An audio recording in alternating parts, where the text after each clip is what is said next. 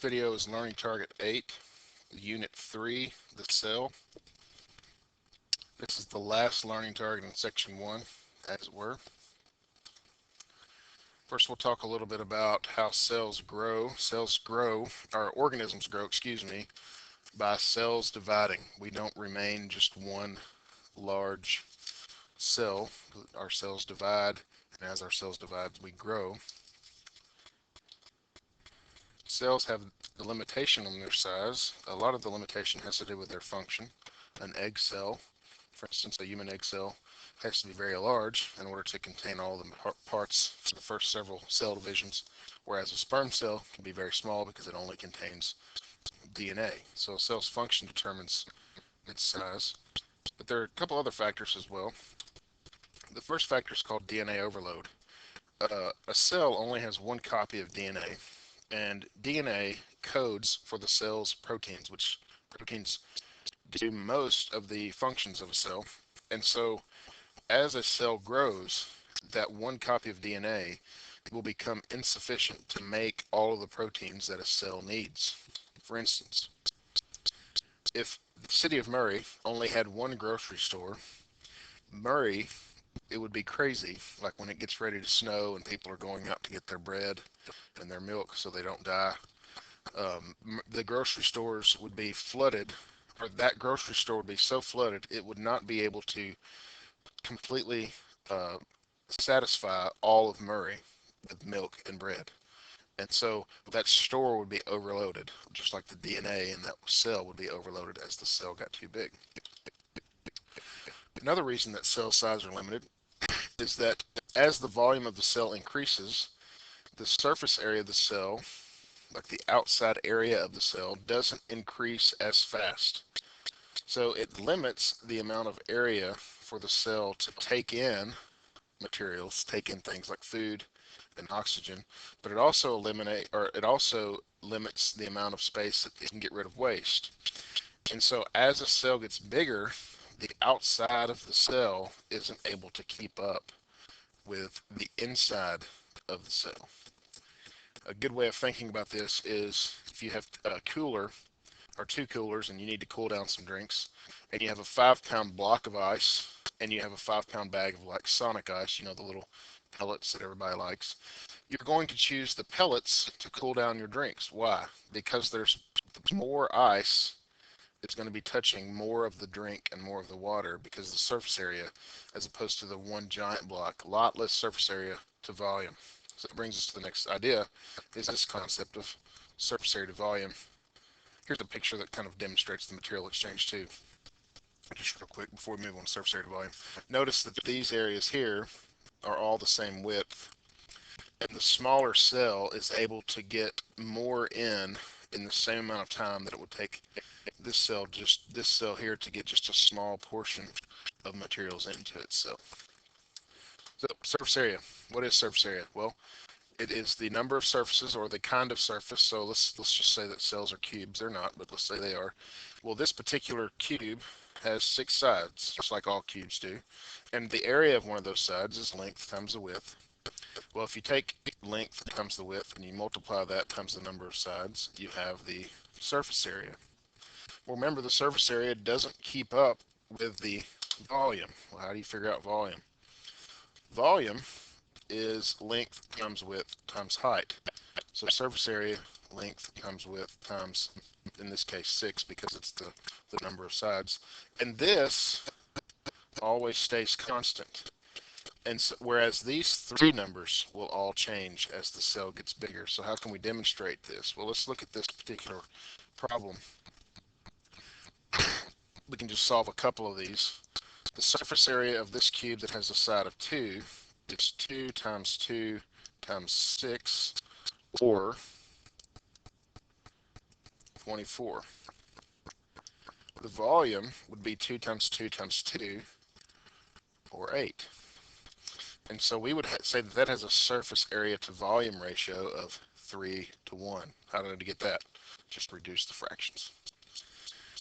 All right. What about this next cube?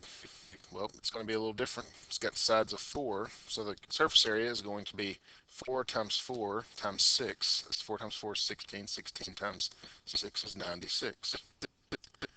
Well, what's the volume? 4 times 4 times 4 is 64. So notice what happens to the surface area to volume ratio. It goes 3 over 2, or if we wanted to put everything over 1, we could say 1.5 over 1. So what's happening to the surface area to volume ratio as the cell gets bigger? It's going way down. And as you go further down here, it's going to continue to get smaller and smaller because the volume is increasing faster than the surface area. So here's the rule of thumb for cells. Cells want a high surface area to volume ratio. And when that ratio gets too low, then a cell will divide. All right, cell has lots of internal mechanisms that teach it when it needs to divide. A cell will divide when that ratio gets too low. And that brings us to the next point, is talking about the cell cycle. Cell cycle, plainly put, is the life cycle of the cell. The life cycle of the cell usually ends in death, or most often ends in cell division. Cell cycles broken up into several parts here. We'll mention those in a second. First, we'll talk quickly about chromosomes. Chromosomes are important because chromosomes are composed of the DNA of the cell. Most of the life cycle of the cell, the chromosomes are in this material called chromatin, which is DNA and some proteins. But when the cell gets ready to divide during cell division, those proteins, or those DNA will wrap around some proteins called histones, like little spools. They spool around those histones until everything is nicely compact, and those compacted versions are now called chromosomes. And a chromosome, just draw one here. So normally, here's your DNA. It's nice and spirally. Well, that chromosome will compact to this structure. Well, it's not just one piece, because at some point in the cell cycle, the cell or the DNA will replicate. And so what your chromosomes look like are these pieces here. Whereas these two structures are identical sister chromatids, and this structure in the middle is called the centromere. Sister chromatids are identical to one another. This happens when the DNA replicates, which we'll talk about shortly, and they will separate during anaphase. We'll talk about shortly as well. The centromere just represents a center point of or a central point of the chromosome, not necessarily in the center of the chromatid. There's another picture of chromosome. You can kind of get the idea here. I like my picture better. There's some human chromosomes. You can kind of see the idea there of the centromere and how the chromosomes are fashioned. All right, so here's the cell cycle again. The three phases of the cell cycle are these. Interphase. Here's interphase. Most of the cell cycle. 90% of the cell's life is spent in interphase. And interphase, plainly put, is the phase in between cell divisions. Then you have M phase, or mitosis. And then lastly, you have cytokinesis, which is the act of the cell actually splitting into two. And then with that, you have two new daughter cells. So you have a parent cell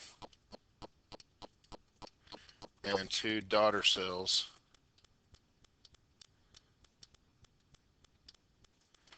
And those daughter cells are identical to one another. So cell division starts with one parent cell. You end up with two daughter cells identical to one another. Interphase, again, time between cell divisions. Notice during interphase there are no chromosomes present. The DNA is still in the chromatin phase. That is the easiest way to pick out a cell and say this cell is in interphase. There aren't any chromosomes present. Three parts of interphase. First phase is G1. During G1, the cell grows, And so you can say that G stands for growth. It actually stands for gap, but growth is fine. Organelles are replicated, meaning the cell just got through dividing. So think about a cycle. Where does the cycle begin? It begins at the end. It's like a lap on the track. And so the cell just got through dividing. It's smaller, needs to get bigger, grows. Organelles are replicated, proteins are synthesized. G1, normal everyday life of the cell. During the S phase, next part of interphase, DNA is replicated. S stands for synthesis. Anytime we see this word in biology, something's being made. Synthesis, DNA is being replicated. Why is the cell replicating the DNA? In order to divide. If the cell finishes this phase, the cell usually divides. Remember this, there's no chromosomes present, so this is the chromatin. The chromatin looks like a big mess, but it's actually a very ordered component of the cell. And then the G2 phase. Centrioles are formed during the G2 phase. Cell prepares for division. When this is complete, then M phase happens. So think about G2 phase as like the final checking off point before the cell enters into cell division and gets ready to divide. G2 is a part of interphase, but this is like the final part to say, okay, are we going to divide or not? Is everything ready to divide? Now, one thing I didn't mention on S phase that I want to draw out here is if a cell has, let's say, now I know there aren't any chromosomes, but let's say that a cell would have 4 chromosomes before S phase. How many is it going to have after S phase? Well, it's going to replicate, so it's going to be 4 and 4, so 8. For some reason, a lot of people want to divide that 4 and make it 2 and 2, and it's not the way that happens. It replicates, so then the cell will actually have 8 chromosomes in there because it's got to prepare for 2 different cells getting a complete set of DNA. All right, M phase. This is mitosis. Mitosis has 4 phases: prophase, metaphase, anaphase, and telophase. Let's work through them. First, prophase. Prophase is when the chromatin condenses into chromosomes. This is so if you see chromosomes in the cell, you're at least in prophase. If the chromosomes are still in like a ball, like there maybe used to be a nucleus there, but it's not there anymore, you're most likely dealing in prophase. Why isn't the nucleus there anymore? Because the nuclear envelope breaks down during prophase. The centrioles, here they are, they separate, they start moving towards the poles, and the spindle fibers form. Remember, the spindle fibers are microtubules that act like little tow ropes that are going to pull pieces of the cell to one side or the other. Here's a cell in prophase. You can see the chromosomes are nice and condensed. The centrioles, those green star-looking things there. Metaphase, middle. Everything lines up across the center of the cell at the equator. Centrioles at the poles, you can think north, south, equator if you want to do that, it's fine. Metaphase, everything lines up in the middle. And notice the spindle fibers are all connecting to the centromere of the chromosome. Think of the centromere as like a trailer hitch, and the spindle fiber like a tow rope getting ready to tow the chromosomes to one side or the other. Here's a picture of a cell in metaphase. Not particularly good, but you can see that there's this definite line here where the spindle fibers are connecting. Okay. Anaphase, important. Sister chromatids separate. Chromatid 1, chromatid 2. Those two are identical to one another. They used to be together. Now they're apart. Why? Because this is going to make one cell, and this is going to make one cell. The way that I like to think about anaphase is it looks like, if you're looking at a picture, it looks like fingers being pulled apart, like so. That was a messy one, but it kind of has that picture of like fingers being pulled apart. It's kind of the way I remember that. Sister chromatids separate. And then lastly, telophase. Telo means ends. This is the last phase of mitosis. Chromosomes gather at the poles, and they begin to unravel. They're turning back into chromatin. The nuclear envelope is forming again. So what are we having? We're having the formation of 2 distinct cells now. And most importantly here, this structure called the cleavage furrow is going to form. The cleavage furrow is just an indentation in the cell membrane that begins to pinch in, kind of like if you were pinching, like Play-Doh in 2 pieces, and it begins to, it's the actual cytoskeleton that's pulling the cell into 2 separate pieces. So there's telophase. This is the cleavage furrow here. You can see that the cell's beginning to separate there.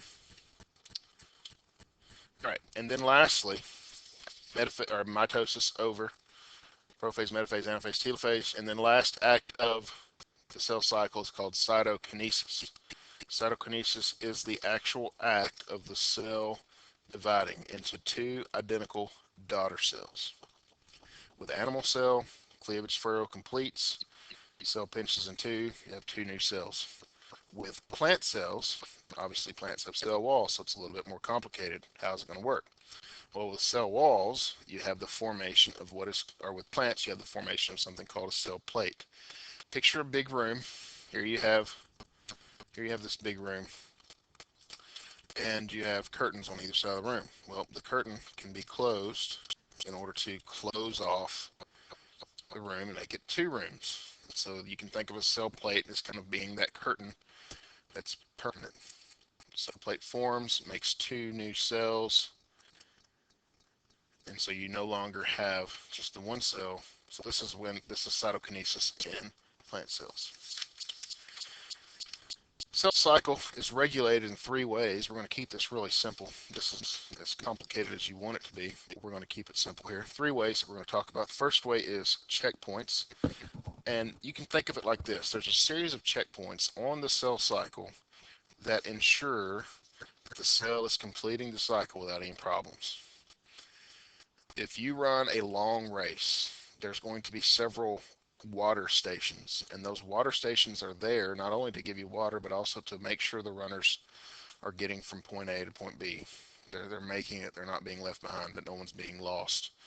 Or if you go to a ball game, there is a checkpoint in that ball game. It's the front gate. You can't get in without giving them the necessary requirement for that checkpoint. That's money. So there are necessary requirements throughout the cell cycle that say, okay, can we go forward from here? And the cell has those in order to regulate the cell cycle. Second is this concept of contact inhibition. Let me use this next slide. Contact inhibition is basically the idea that cells will not divide when they are touching one another. All right, and so you can kind of see the trajectory here. This cell fills this plate, and then artificially the cell is removed, or there's a centered track removed. Maybe you cut your finger, right?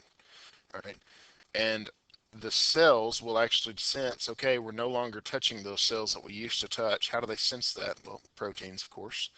And they start to grow back to fill in that center portion again. They will not keep growing. We'll talk about what happens if they keep growing in just a second. Contact inhibition. Cells will not divide if they're touching one another. And lastly, there are a group of proteins called cyclins, and these cyclins also regulate the cell cycle. They are produced during mitosis, and once they stop being produced, mitosis ends. And that's just kind of a real simple way of saying it. They're a little bit more complicated than that, but we'll just say that cyclins regulate proteins that regulate the cell cycle. So what happens if the cyclins aren't working, or if cells continue to grow into a giant mass instead of stopping once they're touching one another? This is what cancer is. Cancer is the formation of tumors because of cells that are unable to regulate their cell growth. It's just irregular cell growth, irregular division of cells, unregulated. All right, formation of tumor. How does this happen? Well, again, all proteins are coded for on the DNA. So cancer ultimately is a mutation on the DNA. There's some sort of problem that exists. Maybe it's a hereditary problem that you've inherited this predisposition towards a certain mutation on your genes, or you have come in contact with some sort of carcinogen over the course of your life that has caused your cells to mutate and therefore mutate those proteins that regulate the cell cycle. Carcinogens, again, these are just cancer-causing agents. They cause mutations in the DNA, which can then cause cancer. Cigarette smoke, obviously a major one. Tanning, just burning your skin on purpose. Those are important carcinogens, and that they're the obvious ones. Some other ones that there's been testing on that people are still kind of up in the air about. There's a lot of them. I put Frankenberry on there. Frankenberry cereal is good, but it represents a processed food, and some would say that processed food, because they're already processed, and they don't have to go through um, the normal process of your digestive system. They cause your digestive system to lay dormant, and then also causing them to have cancer, like colon cancer, something like that. Um, Cooked foods, like charred foods in particular, like grilled foods, have been linked to cancer as well. At the end of the day, there are lots of different carcinogens and things that could cause cancer, and just the fact that your cells divide regularly could cause cancer as well. There are some things that predispose us more towards cancer, but ultimately, all cells have the chance to do that. So we're all uh, in danger of that to some degree or another.